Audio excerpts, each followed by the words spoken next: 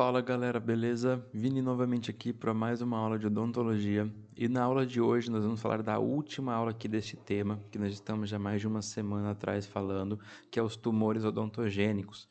Então nós já falamos dos cistos odontogênicos, dos cistos não odontogênicos e agora para completar dessa disciplina de sêmio e patologia, nós iremos finalizar então, dar sequência à aula da semana passada de tumores odontogênicos.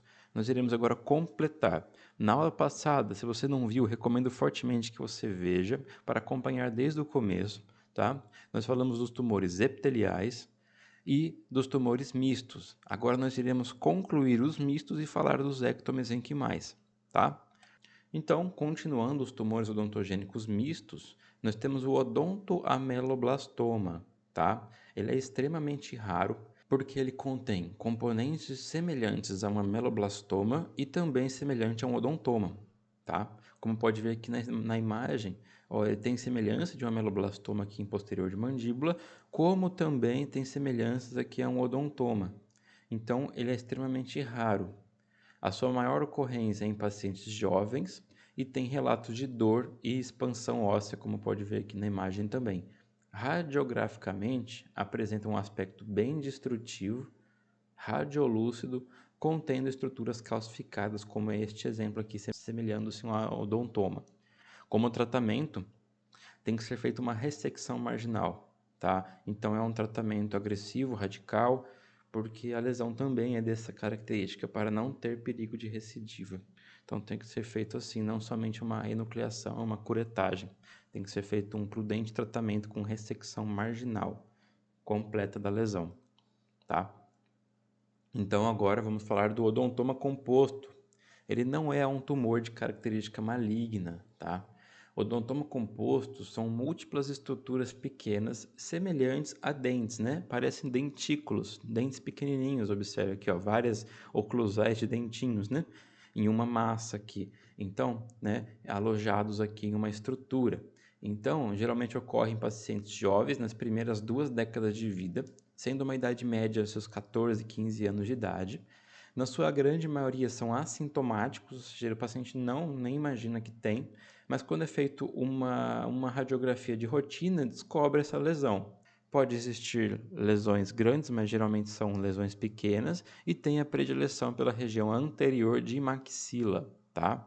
Seu aspecto radiográfico, como vocês já podem observar aqui, normalmente está relacionado a dentes não erupcionados, mas também pode estar relacionado entre raízes de dentes erupcionados, tá?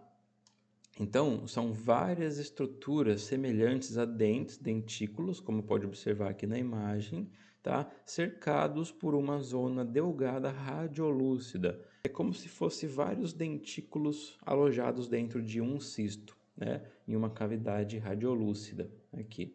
Como o tratamento é simples, é somente a excisão. Então, remover por completo este cisto, ou seja, remover por completo este odontoma composto. Agora nós vamos falar do odontoma complexo. O odontoma complexo também é um odontoma, mas de um jeito diferente. O complexo já não são vários dentículos aglomerados, já é uma massa condensada, como se fosse uma massa de esmalte dentina, tá? Sem se assemelhar com dente. Também ocorre nas suas primeiras décadas de vida, tá? Geralmente idade média 14 anos, então na primeira ou segunda década de vida. Também é assintomático, descoberto em exame de rotina. Geralmente lesões pequenas, né? Essa imagem já tem um odontoma complexo, né? Bem grande. Geralmente são pequenos, tá? Nessa questão já teve até expansão óssea, tudo, né? Já é bem maior. Ele tem a sua prevalência em posterior de mandíbula. Então, o odontoma composto geralmente anterior de maxila e o odontoma complexo em posterior de mandíbula. Como aspecto radiográfico, nós podemos observar que está relacionado, na sua grande maioria das vezes, com o dente não erupcionado, tá? Também pode estar presente, assim como o odontoma composto, entre raízes de dentes e rompidos erupcionados, tá? Tem uma massa radiopaca bem grande, bem extensa, uma massa radiopaca que não se assemelha a dentes, se assemelha mais a um aglomerado, uma bola de dentina e esmalte. Então, tem essa radiodensidade nessa região aqui. e ele é cercado por uma margem delgada radiolúcida, assim como o odontoma composto. E também o seu tratamento é o mesmo, excisão cirúrgica deste odontoma complexo. Bem, então nós já falamos na aula passada de tumores epiteliais, tumores mistos. Nessa aula a gente concluiu os tumores mistos, agora nós vamos finalizar falando dos tumores de ectomesênquima, então os tumores ectomesenquimais. Eles são os mais incomuns, tá? São benignos, porém um comportamento distinto de algo benigno, então são caracterizados também. Os seus exemplares são o fibroma odontogênico central, fibroma odontogênico periférico, tumor odontogênico de células granulares, mixoma e cementoblastoma. Vamos começar então com o fibroma odontogênico.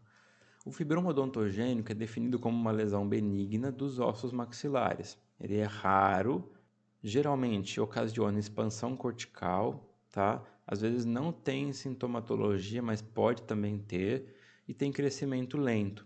Geralmente acomete pacientes na idade média de 37 anos e do sexo feminino, mais comumente observado na região anterior de maxila e posterior de mandíbula. Então, se ocorrer nos dentes superiores, se ocorrer em maxila vai ser na região anterior geralmente, e se ocorrer em mandíbula na região posterior.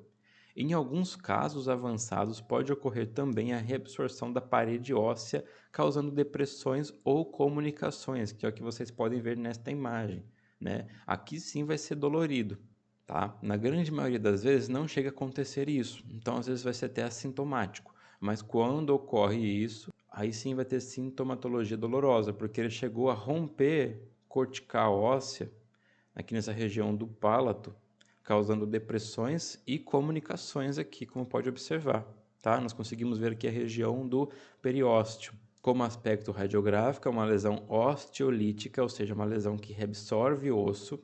Observe aqui, ó, olha só a loja cirúrgica aqui é a região da lesão, como que o osso é mais opaco, né? Uma região que parece que está faltando osso ali. Por quê? Porque ela é osteolítica, ela reabsorve osso, né? Ela está uma região mais radiolúcida comparado aqui ao redor, né? Porque reabsorve osso. E presença também de reabsorção dentária, tá? Então expande, desloca dente e reabsorve raiz, reabsorve esta região. Como tratamento, uma enucleação com curetagem, então vai remover totalmente essa lesão e curetar bem e tranquilo, não tem maior problema porque as recidivas são incomuns de ocorrer. Dando sequência, vamos falar então do mixoma odontogênico. O mixoma, a prevalência maior é em adultos jovens, tá? Sem distinção de idade. E também sem distinção de gênero, ocorrendo tanto em pacientes do gênero feminino quanto do gênero masculino. Ele é mais comum em mandíbula, na sua grande maioria das vezes em posterior de mandíbula, como é o exemplo desta imagem, né? O início é assintomático, mas tem uma rápida expansão incomum, tá? Então isso aqui é uma característica também, tem um início assintomático com uma rápida expansão. O aspecto radiográfico que a gente pode observar: as trabéculas ósseas ficam delgadas, tá? Ficam finas, com um padrão de bolha de sabão e raquete de tênis, como pode observar aqui nesta imagem. Observe como que parece bolhas de sabão, né? Também tem tipo de lesão, como as trabéculas ósseas ficam finas e delgadas, fica tão fininho cruzando uma com a outra que parece raquete de tênis, tá? Neste aspecto parece mais bolhas de sabão, mas também existem casos que parecem raquete de tênis. O seu tratamento em lesões pequenas é somente a excisão cirúrgica. Remove todo esse aglomerado, né, que parece chamado até às vezes de filé de tilápia, né, porque remove assim em lascas essa massa meio gelatinosa que parece filé de tilápia mesmo. E lesões maiores já é uma ressecção marginal, então remove aqui com margem de segurança, tá? Falado então dos mixoma, vamos para o último tumor odontogênico, que é o cementoblastoma. Como o nome já diz, é na região do cemento, então ocorre em raiz, tá? Então é uma neoplasia benigna associada à raiz dentária. Seu aspecto radiográfico é uma lesão radiopaca bem delimitada, como a gente pode ver que ela está somente nesta região, ela é bem delimitada, circundada por um halo radiolúcido, tá? Assemelhando-se também, como a gente viu, a um odontoma, né? Lógico que o odontoma não é nessa região de raiz, mas parece, né? Uma massa radiopaca com uma borda radiolúcida. E nesse caso ela é associada à raiz dentária, tá? Promovendo essa perda do contorno radicular. Parece que a raiz se une com essa estrutura, justamente pelo fato de ser originada do cemento, que fica nessa região da raiz, tá? Promovendo então a perda do contorno radicular e a obliteração do espaço periodontal dessa região. Como tratamento, tem que ser feita a exodontia, tá? E a excisão da lesão.